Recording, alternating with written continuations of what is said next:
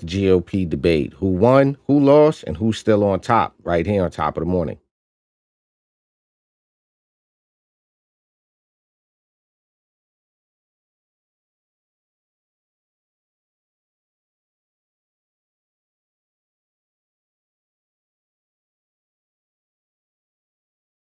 This season of the Urban Conservative Podcast is brought to you by Newton for Senate, working to improve education, reduce taxes, and keep North Carolina #1 for business. Find out more at newtonforsenate.com.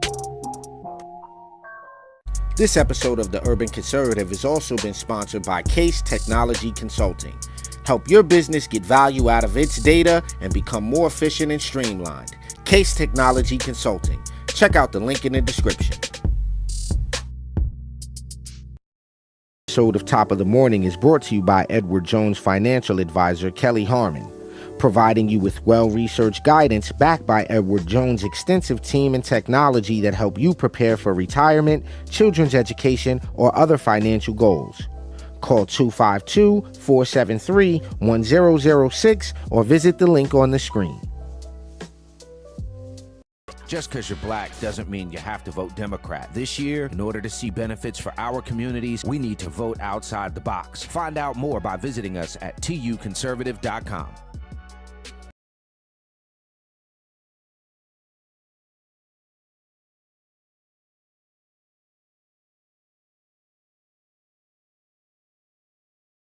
All right, ladies and gentlemen, you know what time it is. It's time for Top of the Morning, best 30-minute morning show on the internet. Of course, you're joined by the TUC twins. Top of the morning to you, bro. What's good with you, man?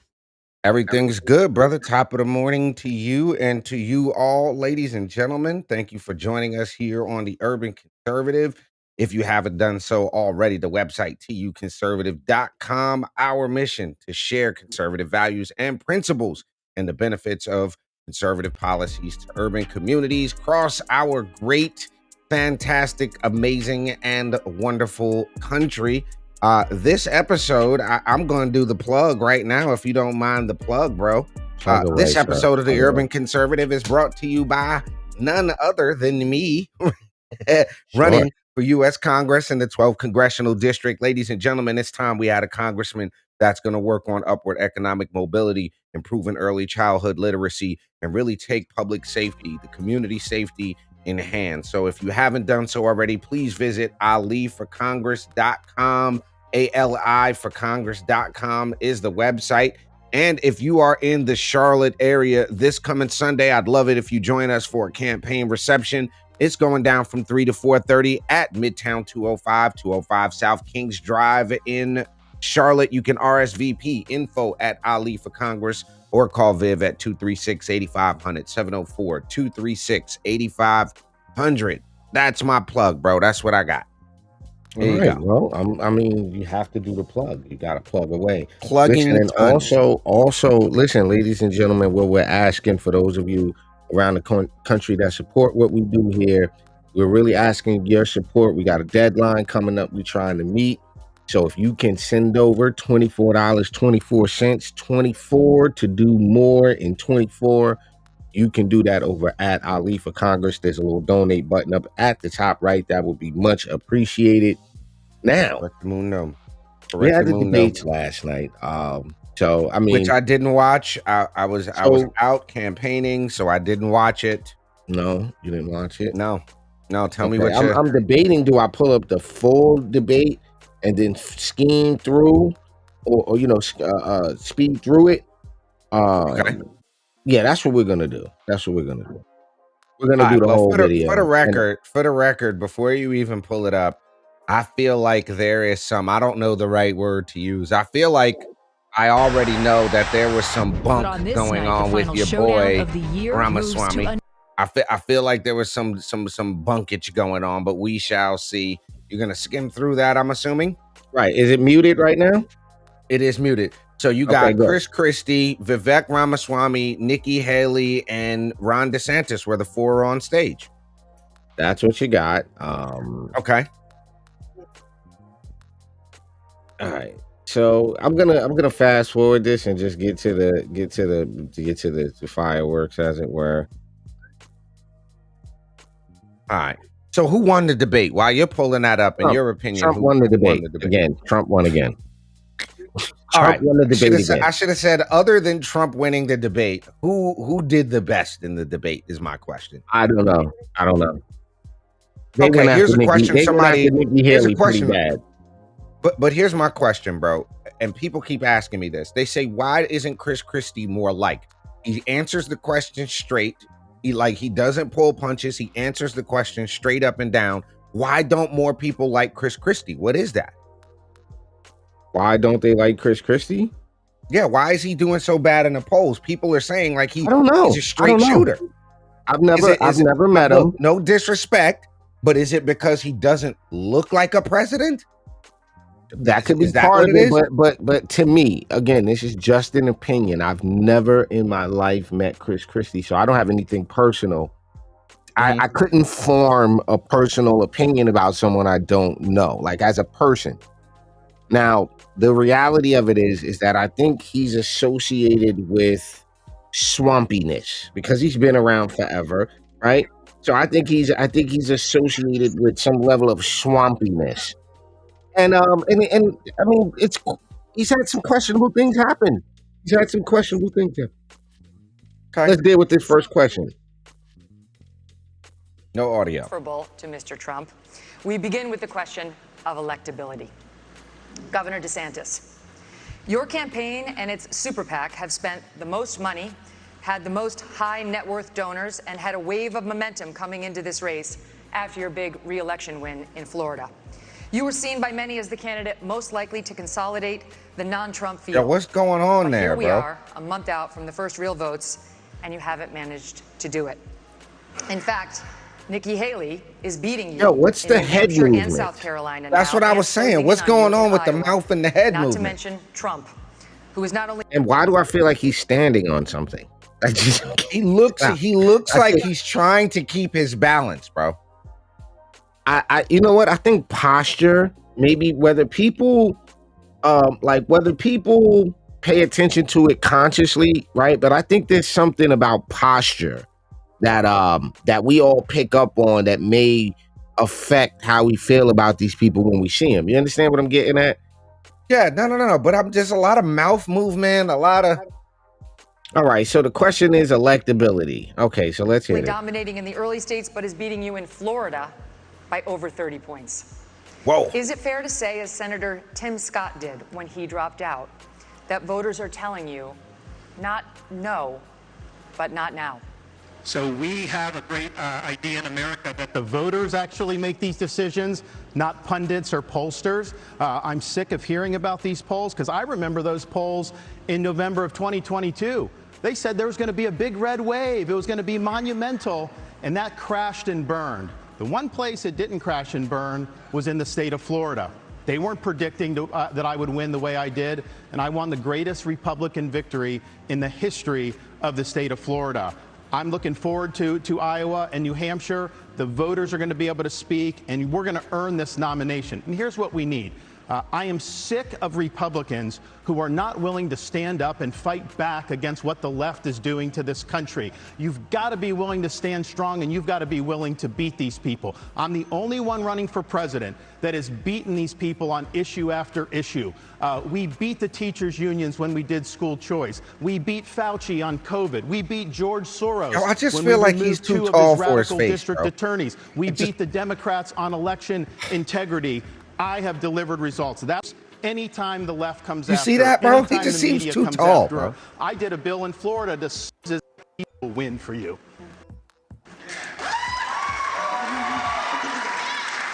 Ambassador Haley, you left government service in 2018 with just $100,000 in the bank. 5 years later, you're reportedly worth $8 million. Okay, we got action. Wait. She left office with $100,000 in the bank, and now she's worth $8 million. Is this presupposing a problem with that? 5 years later, you're reportedly worth $8 million, thanks to lucrative corporate speeches and board memberships like you had with Boeing. Weeks ago, you met with Wall Street heavyweights, including leaders from J.P. Morgan, Goldman Sachs, and BlackRock. Several other billionaire. Is this a liberal news network? Are y'all hating Fox? Let me find out you're hating on people getting money, Fox.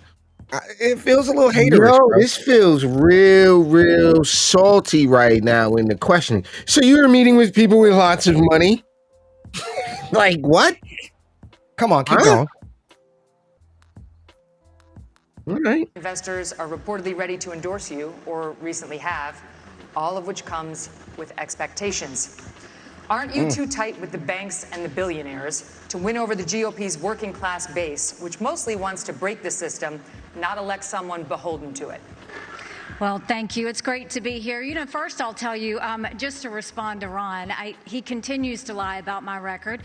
I actually said his Don't Say Gay bill didn't go far enough because it only talked about gender until the 3rd grade.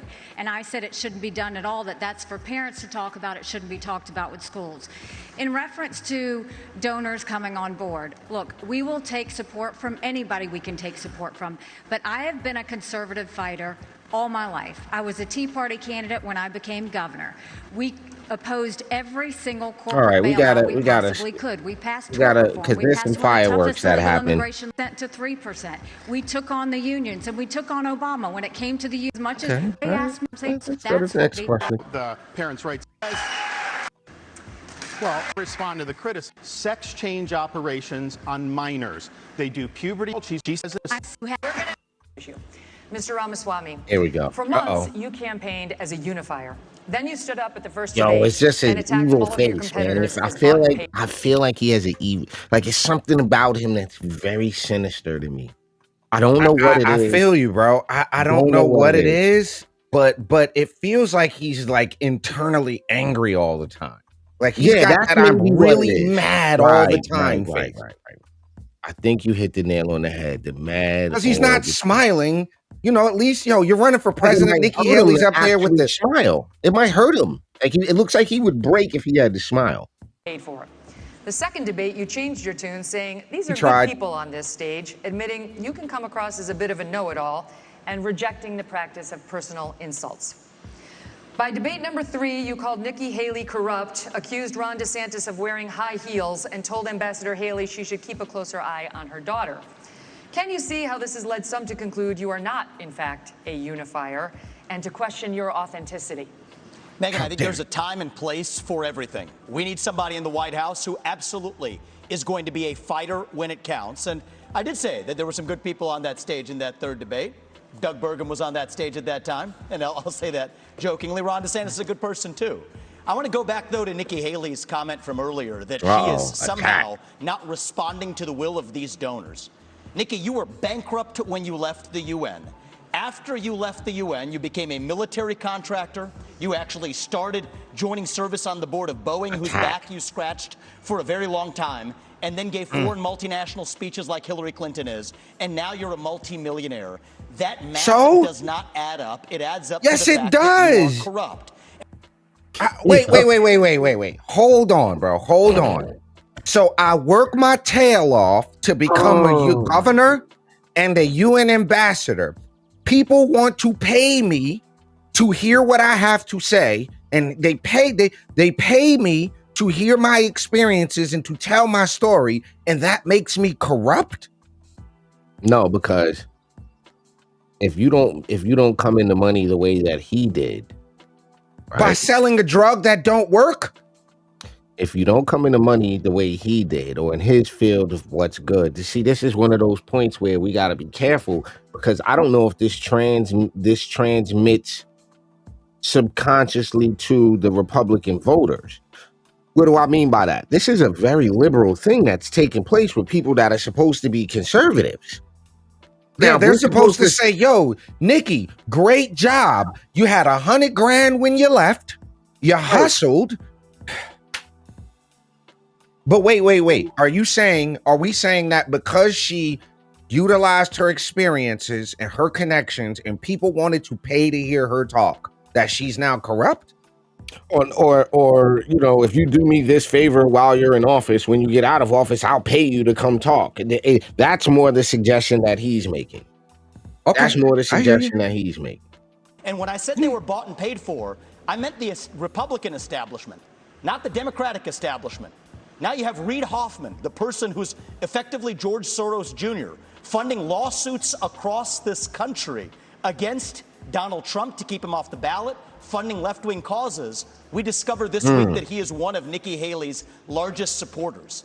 Larry Fink, the king of the woke industrial complex, the ESG movement, the CEO of BlackRock, the most powerful company in the world, now supporting Nikki Haley. And to say that doesn't affect her is false, because it's after that meeting later that day that she says that every American needs to be doxxed by having their ID, their government-issued ID, tied to what they say on the internet. So I think that this is far more corrupt than I even imagined when I entered politics. But I will say this. It is going to take a leader from the outside, with fresh legs, from the next generation to unite this country. Not the broken politicians who are puppets of the puppet masters, but the actual people in this country. Thomas Jefferson was 33 when he wrote the Declaration of Independence. I think it's going to take somebody whose best days in life are still ahead to see a country whose best days are ahead of itself. And I think I can reach that next generation better than anybody else in this race. Thank you. Response. Megan. Here we go. Well, we weren't bankrupt when I left the UN. We're people of service. My husband is in the military, and I served our country as UN ambassador and governor. It may be bankrupt to him, but it certainly wasn't bankrupt to us. Secondly, I did serve on the board of Boeing. I did a lot of work with Boeing when I was governor. They were a great partner to me. I served for 10 months. And then when they decided after COVID that they wanted to go for a corporate bailout, I've never supported corporate bailout, so I respectfully stepped back and got off the board. I love Boeing. They build good commercial airplanes. They build airplanes for our Air Force. I am proud of them. They employ a lot of people in South Carolina. But that's why I left the Boeing board. There's nothing to what he's saying. And in terms of these donors that are supporting me, they're just jealous. They wish that they were supporting them. But I'm not going to sit there and Shut up. Shut up. Wicca. So, and Vivek, he wrote a book talking about ESG and just away from Apparently, she read it as a how-to manual, just like expansion of government. Maybe those future aspirations are now, or maybe they're 4 years from now. Here we go with Chris Christie. Let's get it. The one who, as you just put it, is way ahead in the polls. And the only... You've turned on him, calling him a liar, a loser, a con his first term. Since then, however, you've turned on him. Okay, she's calling him out on flipping on Trump. That's why people don't like him, though, because he did the flippity-floppity with Trump, too, though. You got into this race just to stop President Trump. His approval rating with Republicans is currently Look at his face. 81%. Yours is at 25%. It looks like he smells something right now. Your best state is New Hampshire, and even there, 2/3 of GOP voters say they would be angry and disappointed if you won.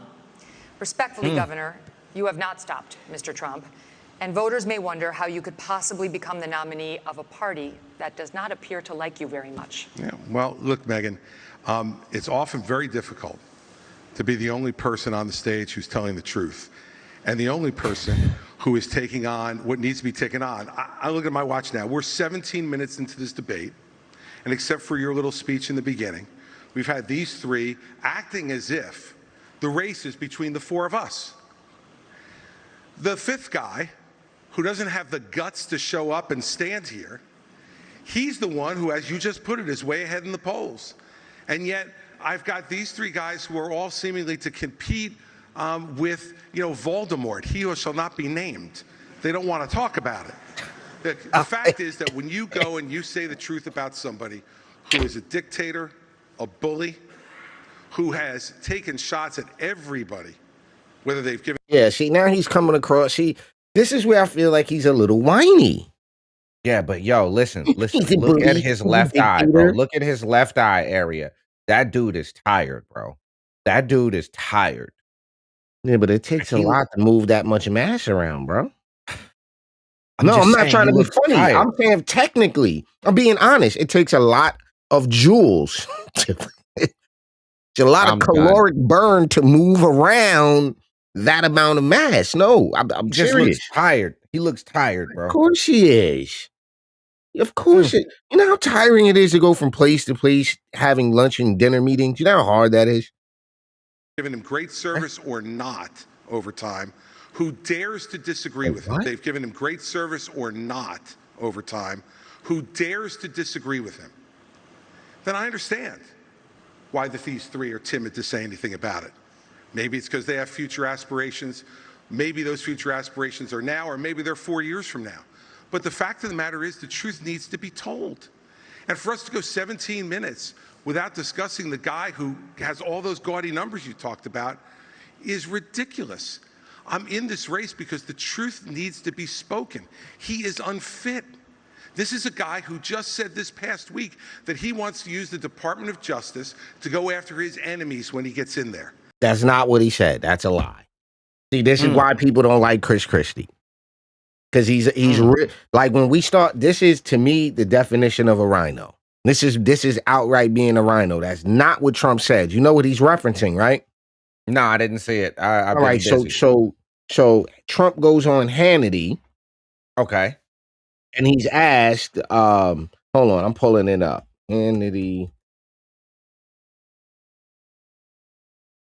No, let me pull it up right. Hold on. So where it is it right here? I'm trying not to pull up. Okay, here we go.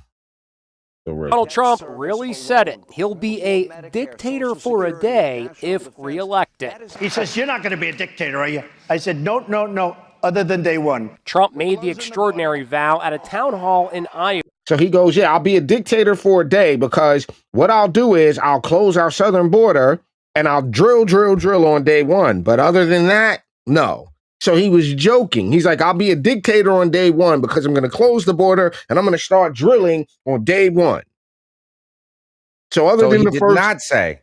Nah, but I wish he would. Christie is doing what the left does, which is stretching what somebody said to the utmost, because that's not what the man said. But keep going with the debate. We get the point. Keep going with the debate. I want you to actually hear the quote.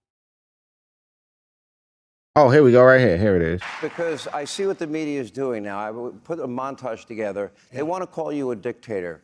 You use the words, "I am your retribution." And now before that, you said if you've been wronged, and you used other words as well. But I want to be very, very clear on this. To be clear, do you in any way have any plans whatsoever, if reelected president, to abuse power, to break the law, to use the government to go after people? You mean like they're using right now? So, in the history of our country, what's happened to us, again, has never happened before. Over nonsense, over nothing, made up charges. I often say Al Capone, he was one of the greatest of all time, if you like criminals. He was a mob boss, the likes of which Scarface, they call him. And he got indicted once. I got indicted 4 times. Hey, Sean Hannity here. Hey, click. So, yeah. So I get what you're saying, bro. But I see what you're saying about Chris Christie. Don't even worry about finding that quote. I get it. Keep going with the debate. I mean, the fact of the matter is, he is unfit to be president, and there is no bigger issue in this race, Megyn, than Donald Trump, and those numbers prove it. Governor Christie, we will be addressing Trump, and those numbers prove it. That's why he's tired, bro. Okay. That's why he's tired, right there. You see that? Yeah, I get it. Move that big ass around all day. Gotta lug that. Sorry. Governor Christie. We will be addressing that issue. Hold on. So let's get to the fireworks because essentially, I'd like to first get to some questions on Israel. Okay, we're Governor gonna get past DeSantis that. movement been held troops president for. Let's get through this. Basically, is sitting ducks. This war in Ukraine. And I think those with foreign policy experience, one thing that Joe Biden and point the peace deal in Ukraine. Listen now to a this. lot of the neocons are quietly coming along to that position, with the exceptions of Nikki Haley and Joe Biden, who still support this, what I believe is pointless war in Ukraine. And I think those with foreign policy experience, one thing that Joe Biden and Nikki Haley have in common is that neither of them could even state for you 3 provinces in eastern Ukraine that they want to send our troops to actually fight for. Look at that. This is what I want people to understand. These people have, I mean, she has no idea what the hell the names of those provinces are, but she wants to send our sons and daughters and our troops and our military equipment to go fight it. So reject this myth that they've been selling you that somebody had a cup of coffee stint at the UN and then makes $8 million after, has real foreign policy experience. It takes an outsider to see this through. Look at the blank expression. She doesn't know the names of the provinces that she wants to actually fight for. Right there, the donors. That's not how you do that, bro. Like, I'm sorry, man. This is what I told you. His reasonable peace deal in Ukraine, he made it clear. Give them all the land they've already stolen. Promise Putin you'll never put Ukraine in Russia, and then trust Putin not to have a relationship with China. Let me tell you something. That's no That's reasonable. not my deal. That's not my deal. Yes, it's exactly what you said. You do this at every debate. I'll tell you exactly what it is. Don't interrupt me. I didn't interrupt you. Okay? You Tell say them this. about how you You want to send do our kids this. to die. You Go do for this it. at every debate. You go out on the stump and you say something. All of us see it on video. We confront you out on the debate stage. You say you didn't say it, and then you back away. And I want to say you exactly what I said, Chris. I'm not done yet. Well, this now is, look. this is nonsense. This man is spewing. This man is spewing nonsense. Yo, I have a feeling Chris Christie would knock that dude out. Fourth debate that you would be voted in the first 20 minutes as the fourth debate that you would be voted in the first 20 minutes as the most obnoxious blowhard in America. So shut up for a little while. I'm going to respond to that. I want to say Your version of We're going to let you respond to that. We're going to let you respond to that. I'll take Let him that. finish. I want to say something else. We're now 25 minutes into this debate, and he has insulted Nikki Haley's basic intelligence. Right. Not her positions, her basic intelligence. She doesn't know regions. She wouldn't be able to find something on a map that his 3-year-old could find. Look, if you want to disagree on issues, that's fine. And Nikki and I disagree on some issues. But I'll tell you this, I've known her for 12 years, which is longer than he's even started to vote in the Republican primary. And while we disagree about some issues and we disagree about who should be president of the United States, what we don't disagree on is this is a smart, accomplished woman, and you should stop insulting her. So I'm going to take this. So, I mean, listen, this ended up being Ali. Hold on. Listen. Yeah. This ended up really just being the attack of Nikki Haley, right? This is essentially what this ended up being. And because we're at the half hour mark, and that was one of the highlights of the debate. Essentially, what I want to get at, bro, is that this was almost for entertainment purposes, right? This had to be for entertainment purposes, but Vivek was definitely very obnoxious. You know, maybe a nice guy in person. I'd love to meet some of these people and have a cup of coffee with them and actually talk to them without. I wouldn't. I'm gonna be real with you. I wouldn't want to spend 3 minutes in a room with that dude. I have zero interest in spending any time in a room with that dude. I know that type of guy, bro. My skin would crawl the entire time, bro. What do you mean the room got to be 64 degrees? You mean I got to go into a 64-degree room to meet him? I'm not interested, bro. I have zero interest in that. But here's the other thing, and I think Chris Christie is right. I don't even need to watch the rest of the debate to know how that went. I don't agree that Nikki Haley should be the president. I don't agree with may not agree with some of her policy positions, but to attack people personally is not the name of the game. If you go back and look at what President Trump did in those Hillary debates, in those initial debates, he wasn't attacking her personally. He didn't call her an idiot. He said, yo, her donors and her friends like the tax breaks because I like the tax breaks.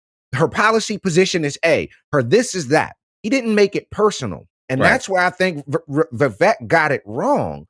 The other thing is when and I've talked to a lot of people in the medical profession, this guy made his money selling a drug that didn't work.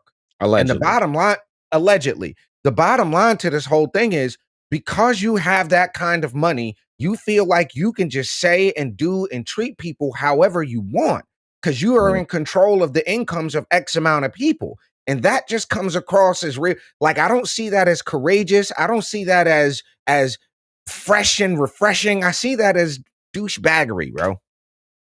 Yeah, well, look, man, it's one of them things where like coming to the end of the show where we got to kind of figure out, well, they got to figure out like what are y'all doing? Like what are y'all doing? Because essentially what you've ended up with is 4 people on stage arguing with each other.